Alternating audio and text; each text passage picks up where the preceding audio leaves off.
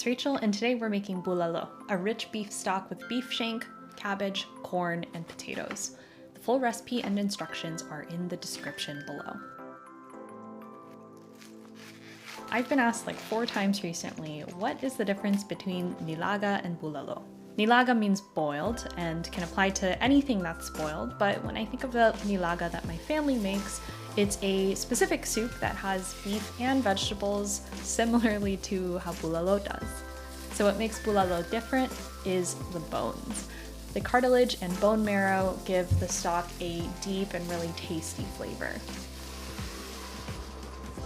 And many cultures have a boiled meat dish, but what is amazing about bulalo is it shows something really beautiful about Filipino food, that you don't need a long list of ingredients or difficult methods to achieve a complex and beautiful flavor. You'll see throughout this video that there aren't any flavorings added besides patis and pepper and the beef stock itself.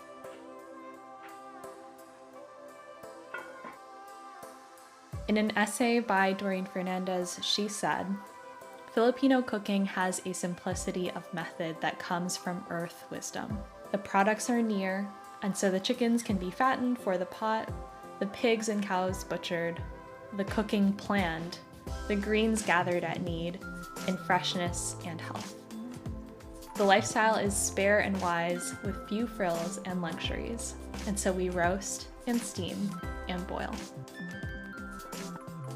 Bulalo is also the gift that keeps on giving because I know that this recipe makes a lot, so it does get better and better with each day in the fridge, I swear.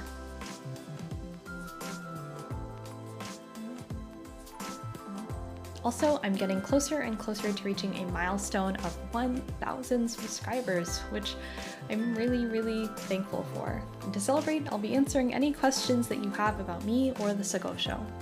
So comment your question down below, and until next time, my name's Rachel. Salamat.